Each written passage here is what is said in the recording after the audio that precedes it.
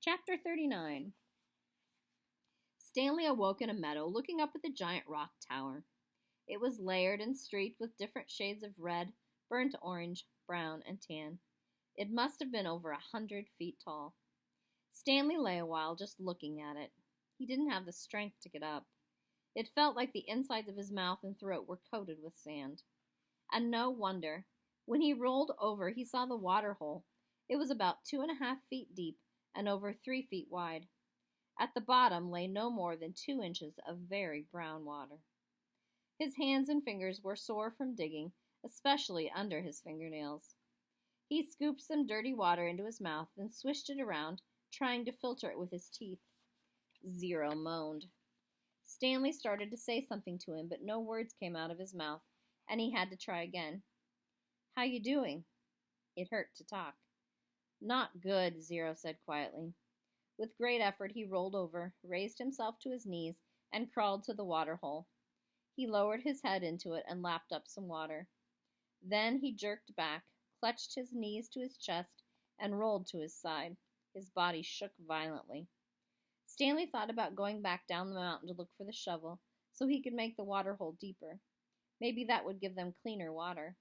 They could use the jars as drinking glasses. But he didn't think he had the strength to go down, let alone make it back up again. And he didn't know where to look. He struggled to his feet. He was in a field of greenish-white flowers that seemed to extend all the way around Big Thumb. He took a deep breath, then walked the last 50 yards to the giant precipice and touched it. "Tag, you're it." Then he walked back to Zero and the water hole. On the way, he picked one of the flowers. It actually wasn't one big flower, he discovered, but instead each flower was really a cluster of tiny little flowers that formed a round ball. He brought it to his mouth, but had to spit it out. He could see part of the trail he had made the night before when he carried Zero up the mountain. If he was going to head back down and look for the shovel, he realized, he should do it soon, while the trail was fresh. But he didn't want to leave Zero. He was afraid Zero might die while he was gone. Zero was still lying doubled over on his side. "I got to tell you something," he said with a groan. "Don't talk," said Stanley. "Save your strength." "No, listen," Zero insisted. Then he closed his eyes as his face twisted with pain. "I'm listening," Stanley whispered. "I took your shoes," Zero said. Stanley didn't know what he was talking about. His shoes were on his feet. "That's all right," he said. "Just rest now." "It's all my fault," said Zero. "It's nobody's fault," said Stanley.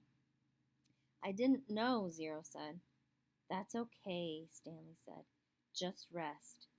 Zero closed his eyes, but then again he said, "I didn't know about the shoes." "What shoes?" "From the shelter." It took a moment for Stanley to comprehend. "Clyde Livingston's shoes?" "I'm sorry," said Zero. Stanley stared at him. It was impossible. Zero was delirious. Zero's confusion seemed to bring him some relief. The muscles in his face relaxed. As he drifted into sleep, Stanley softly sang him the song that had been in his family for generations. If only, the woodpecker sighs. The bark on the tree was just a little bit softer. While the wolf waits below, hungry and lonely, he cries to the moo-oo-oon, if only, if only.